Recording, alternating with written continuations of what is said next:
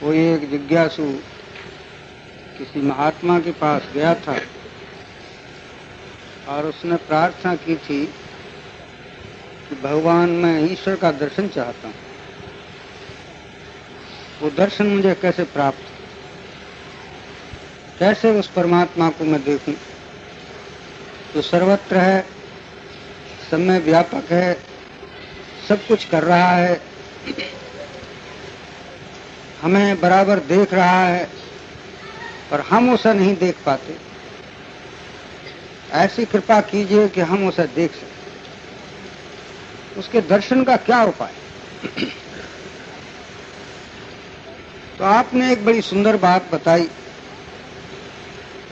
उन्होंने कहा कि भाई, जैसे तुम सूरज की रोशनी में इस संसार को देखते हो, इसी तरह से गुरु की ज्ञान की रोशनी में तुम ईश्वर को देख सकते। किसी गुरु का प्रकाश तुम्हें मिले तब तुम उसमें, उस प्रकाश में ईश्वर को देख सकते। ईश्वर है, ऐसी बात नहीं है कि वो न हो, और ऐसी भी बात नहीं है कि वो दिखाई न देता हो, ऐसी भी बात नहीं है कि वो अनुभव में ना आता हो, लेकिन उसके लिए कुछ प्रकाश की आवश्यकता है। कुछ चीजें तो इस रोशनी में देख सकते हैं जो सूरज की रोशनी, कुछ चीजें ऐसी हैं जिनको हम बुद्धि की रोशनी में देख सकते हैं, समझ सकते हैं, लेकिन कुछ चीजें ऐसी हैं जो बुद्धि की रोशनी में भी नहीं समझ में आती। उनके लिए किसी महापुरुष का प्रकाश, उनकी रोशनी मिले तब उस तत्व को तुम देख सकते। रामायण में बड़ा सुंदर लिखा है, बंदो गुरुपद कंज कृपा सिंधु नर रूप हर महामोह तम पुंज जास बचन रवि कर निकर। उन्होंने लिखा है कि मैं अपने गुरु की वंदना करता हूं।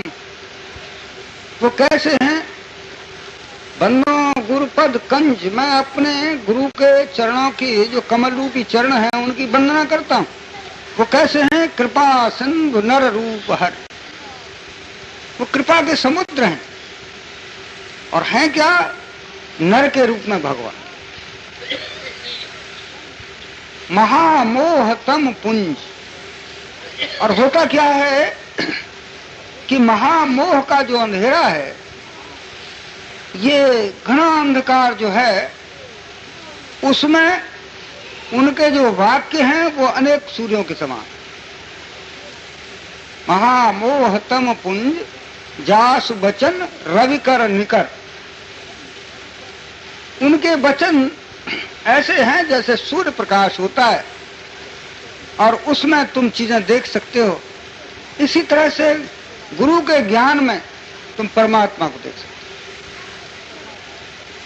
हो। एक और उन्होंने लिखा है, श्री गुरु पद नख मणि गण ज्योति सुमिरत दिव्य दृष्टि ही होती दलन मोहतम सोस प्रकाशु बड़े भाग उर आवहि जासु। उन्होंने लिखा है कि मैं अपने गुरु के चरणों के नखों की वंदना करता हूं। चरण तो और भी उज्जवल हैं, मैं तो उनके चरणों जो हैं उनके नखों की वंदना करता हूं। बंदो गुरुपद कंज, वो तो पद की थी, यहां को कहता है श्री गुरुपद नख मणि गण ज्योति। मेरे गुरु के चरणों के नाखून कैसे हैं? जैसे मणि चमक रही, वो ऐसे हैं। क्योंकि सूर्य तो कभी कभी निकलता है, लेकिन मणियों का प्रकाश तो हर समय होता रहता है। इसलिए उनके चरणों के नख जो हैं वो मणियों के समान। श्री गुरुपद नख मणि गण ज्योति सुमिरत दिव्य दृष्टि ही होती। उनके स्मरण करने से ही मेरी दृष्टि जो है दिव्य हो जाती है, और दिव्य दृष्टि से दिव्य दर्शन होता है। अर्थात भगवान का दर्शन जो होता है वो गुरु के प्रकाश में, गुरु के चरणों के प्रकाश में भगवान का दर्शन होता है। बंदहु गुरुपद पद्म परागा सूरज सुवास सरस अनुरागा। वो अनुराग से, उस प्रेम से मैं जब अपने गुरु के चरणों की वंदना करता हूं, उनका ख्याल करता हूं, तो मेरे हृदय में एक प्रकाश आ जाता। उस प्रकाश में मैं उस परमात्मा को देखता। इसलिए यदि तुम उस प्रकाश को ले लो, उस प्रकाश में तुम थोड़ी देर के लिए जाओ, तो तुम परमात्मा को देख सकते हो। उन्होंने बतलाया कि यहां से जैसे ये सड़क पास है, परमात्मा उससे तुम्हारे निकट और भी अधिक, वो निकट से निकट। सड़क तो कुछ दूर है, लेकिन परमात्मा तुमसे और भी निकट। शास्त्रों में लिखा है कि वो निकट से निकट, पास से पास। तो उस पास से पास की वस्तु को देखने के लिए हमारे वो अभी नेत्र खुले नहीं। आप देखते हैं कि जिन आंखों से आप संसार को देख रहे हो, अपनी आंखें नहीं देख सकते। जिन आंखों से हम सबको देखते हैं, उन आंखों को ही हम नहीं देख सकते। इसलिए उन आंखों को देखने के लिए जिनसे हम संसार को देख रहे हैं, एक शीशा सामने लेते हैं, उस शीशे में वो आंखें दिखाई दे जाती। बिना शीशे के हमें अपनी आंखें दिखाई नहीं देती जो सबको देख रही। इसी तरह से यदि तुम परमात्मा को देखना चाहते हो, तो किसी गुरु को देखो, उसमें वो परमात्मा तुम्हें दिखाई दे। उसके देखने के लिए वो आईना है। जिन्होंने आज तक ईश्वर का दर्शन किया है, उन्होंने अपने गुरु में पहले ईश्वर को देखा था। जब अपने गुरु में ईश्वर को देखा, तो उन्होंने सारी सृष्टि में ईश्वर को देखा। और ऐसे देखा जैसे तुम किसी मूर्ति को देखकर कहते हो कि इसमें पत्थर ही पत्थर है। इसी तरह से उन्होंने ऐसा देखा कि इसमें ईश्वर ही। उस मूर्ति में जैसे तुम पत्थर के सिवा कुछ नहीं देखते, इसी तरह से वो संत लोग जो हैं, जीव में ईश्वर के बिना और कुछ नहीं देखते। वो देखते हैं कि हर चीज में ईश्वर, और वो ईश्वर पूर्ण है, सब में पूर्ण। ऐसा शास्त्रों ने भी लिखा, पूर्ण तो पूर्ण, वो पूर्ण से पूर्ण, महान पूर्ण। आप जानते हैं कि संसार में ये जो समुद्र फैला हुआ है, उसमें मछलियां पैदा हो जाती हैं, और वो मछली समुद्र में ही जिंदा रहती हैं। इसी तरह से ये जीव ईश्वर में ही पैदा हुआ है और ईश्वर में ही घूम रहा है। मछलियां पानी से ही पैदा हुई हैं, पानी से ही उनकी आंखें बनी हैं, पानी से ही उनकी जिह्वा बनी है, पानी से ही उनका शरीर बना है, और पानी में ही वो जिंदा रहती हैं। लेकिन वो पानी को जानती नहीं। इसी तरह से हम और आप उस परमात्मा से पैदा हुए हैं, उस आत्मा के समुद्र में ही हम सब आनंद कर रहे हैं, हम सब उसी में तैर रहे हैं, लेकिन नहीं जानते कि वो ईश्वर है जिसमें हम रह रहे हैं। हम जानते हैं हम पृथ्वी पर रह रहे हैं, हम जानते हैं कि हम आकाश में रह रहे हैं, हम जानते हैं कि हम इस वायु में रह रहे हैं, लेकिन नहीं जानते कि हम ईश्वर में रह रहे हैं। आप उसी तरह से ईश्वर में रह रहे हैं जिस तरह से आप इस आकाश में रह रहे हैं। लेकिन उसको जानने के लिए कुछ संतों की सोबत उठाओ, उन लोगों की सोबत उठाओ जिन्होंने उसको देखा है। जब तुम उनकी निकटता करोगे, उनमें अपने मन को मिलाओगे, अपने मन से उस चीज को नहीं देखोगे, गुरु के मन से उस चीज को देखोगे, उस समय तुम उसी दिन उसी क्षण ईश्वर को देखोगे। क्योंकि हम जो देख रहे हैं वो कुछ और देख रहे हैं, वो बैठे हैं कुछ और देख। एक ही चीज को यहां पर कोई किसी दृष्टि से देख रहा है, कोई किसी दृष्टि से देख रहा है। हम एक संत को साधारण पुरुष देख रहे हैं, लेकिन संत हम सबको ईश्वर देख रहा है। कितनी महान चीज। सिया राम मैं सब जग जानी, तो तुलसीदास ने लिखा है कि मेरी दृष्टि में और सिया राम के सिवा और कुछ रहा ही नहीं।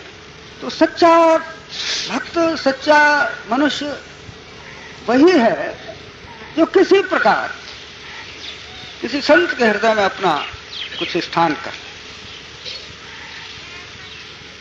उसका देखिए भरत के जीवन का हाल कितना अच्छा।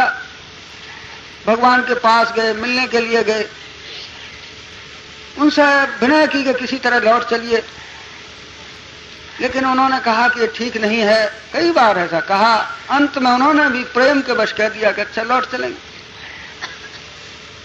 तुम जैसा कहोगे वैसा ही करेंगे। वो परमात्मा जो माता पिता के वचनों को पूरा करने के लिए जंगल में बैठे थे, भरत से कहते हैं कि अच्छा तुम जो कहोगे वही हम। यह है भक्त की एक बात। कितना पवित्र जीवन था उसका, हृदय कितना पवित्र था। भगवान भी उन्हीं की तरफ कहने लगे कि जो तुम कहोगे वही हम करेंगे। जरा सोच समझ। भरत को उस रात बड़ी अच्छी नींद आई। अब तो भगवान ने हमें वादा कर दिया, वचन दे दिया है, चलेंगे ही। प्रातः काल बस फिर जब सभा बैठी, वशिष्ठ जी ने कहा कि अब भरत कहो तुम क्या कहते। भगवान ने भी कहा कि अच्छा कहो, ठीक ठीक है, तुम क्या चाहते। भरत ने कितनी अच्छी चौपाई उस वक्त कही है। जेहि विधि प्रभु प्रसन्न मन होई, करुणा सागर कीजिए सो। अब मैं नहीं कहूंगा, सेवक वो थोड़ा ही है जो स्वामी को अपनी तरफ अपना चाहे वही करावे। अगर स्वामी जरा सा उससे ऐसा नहीं चाहता तो वो नाराज हो जाए। लेकिन ना, अब वो यही कहने लगे, जेहि विधि प्रभु प्रसन्न मन होई। आप जिस तरह से प्रसन्न हो वही कर दीजिए। कितनी बढ़िया बात, कैसा अच्छा। अब वो कुछ भी कर रहे हैं उन्हें ठीक सिरोधार। भगवान भरत के हृदय की बात जानते थे। ठीक, अब तुम 14 वर्ष के लिए अयोध्या जाओ और वहां सब प्रबंध ठीक करो। हमारी तरफ से तुम सारा राज्य का काम ठीक रखो। भरत ने कहा बहुत, लेकिन एक प्रार्थना मेरी है, उसे स्वीकार। वो क्या? आप चरणों की ये पादुका दे दीजिए जिनको मैं जाकर के गद्दी पर, बस और कुछ नहीं। जीवन में ये पवित्रता मुश्किल से आती।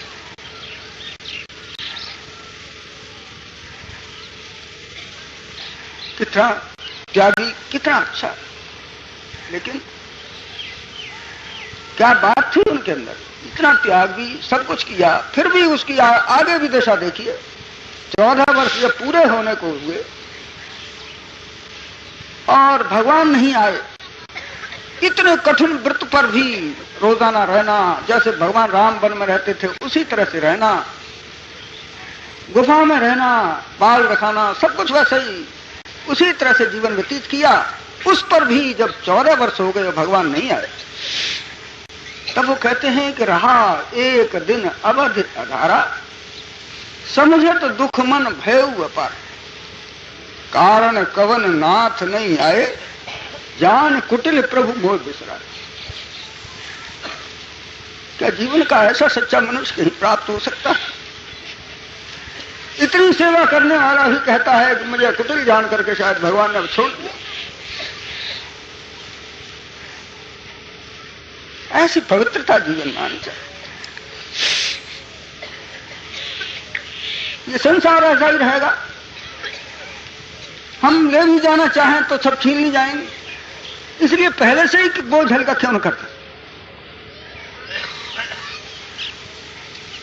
मन के बोझ को हल्का करो, यही तो हमें दुखी दे रहा है। इसलिए इस बोझ को भगवान के चरणों में डालो। तब क्या हुआ? इसका नतीजा क्या हुआ? जग जप राम, राम जप जेहि, भरत सरिस जग कवन सही। उसका नतीजा यह हुआ था कि जग जप राम, संसार राम का भजन करता है, लेकिन राम भरत का भजन करता है।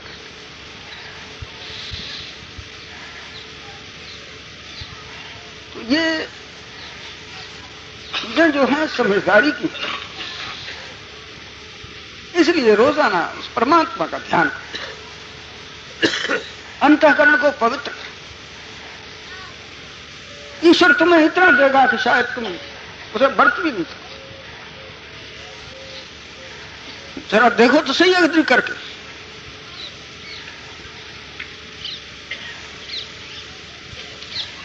तो वो जीवन में ये चीजें लाने की आवश्यकता है। सच्चाई हो, धैर्य हो, त्याग हो, उससे जीवन पवित्र हो। तो ये मिलता है सत्पुरुषों के साथ।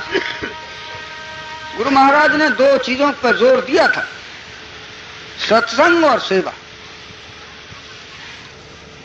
जीवन में सत्संग करो जिससे बुद्धि पवित्र हो, और सेवा करो जिससे ईश्वर प्रसन्न। जो मनुष्य दूसरों की सेवा करते हैं, परमात्मा उनसे अवश्य प्रसन्न। परमात्मा की सेवा करने से शायद परमात्मा प्रसन्न नहीं होता, और उनके पुत्रों की, उनके संतान की जो सेवा करते हैं, परमात्मा प्रसन्न। उन्हीं भक्त की आज याद में हम बैठे, तो इतने पवित्र। गुरु महाराज की ये चीज शायद हम तो अंदाज ये करते हैं 5000 वर्ष पहले भगवान कृष्ण के सामने थी, आज फिर उसका दिग्दर्शन देखने को नहीं थी ये कहीं, आज उनकी याद में हम बैठे हैं। तो प्रार्थना करते हैं कि हे प्रभु हम सब पर कृपा करो, हमारी सर की आंखें साफ करो जिससे कि हम तुमको देख सकें। ये प्रसाद रखा हुआ है, आज उनकी उपस्थिति है ही, पूज्य माता जी बैठी हैं। हमें बड़ी खुशी की बात यह है कि वो अभी हमारे ऊपर है। उनसे भी ज्यादा प्रेम आपका है। ऐसा दया का भंडार शायद कहीं देखने में मिलेगा नहीं, इसलिए हृदय पवित्र होता है उनके दर्शन। तो इस समय ये जो प्रसाद रखा गया है उनके चरणों में अर्पण करें, उसे निवेदन करें, हे प्रभु आप उसे स्वीकार कीजिए और हम सब लोगों का कल्याण कीजिए। ऐसा थोड़ी देर ध्यान